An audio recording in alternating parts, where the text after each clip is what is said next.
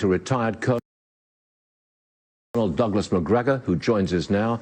Sir, what's the strategy? Putin attacks a nuclear power plant. What's the strategy behind that? Is it just to intimidate civilians? The strategy was not to attack any power plants or the power grid. The Russians have very carefully avoided interrupting any power.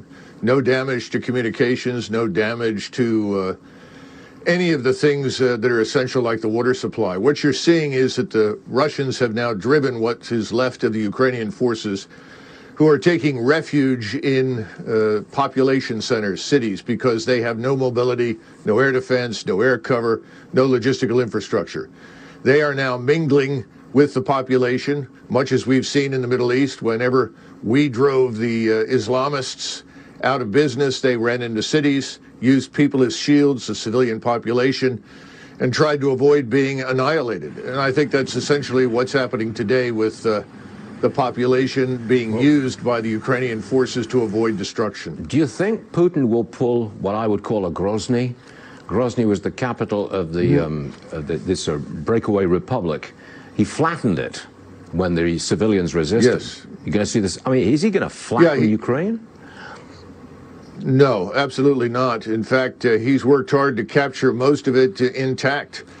Surprisingly little damage, frankly, Stuart, much less damage than we inflicted on Iraq when we went into it, either in '91 and again in 2003.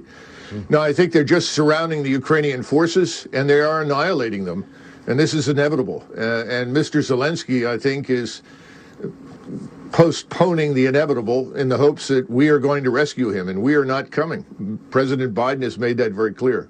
You think the end is in sight?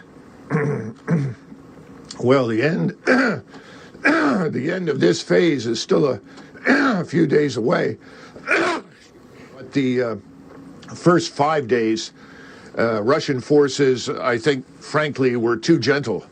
They've now corrected that. So I would say another 10 days, this should be completely over. But the question is, what is it that Zelensky is going to do? The Russians have made it very clear what they want is a neutral Ukraine. This could have ended days ago if he accepted that. And then they can adjust the borders. But the eastern part of Ukraine is firmly in Russian hands.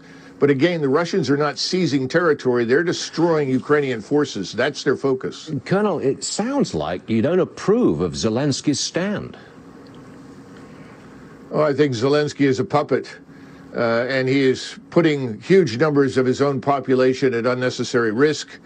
And quite frankly, most of what comes out of Ukraine is debunked as lies within 24 to 48 hours.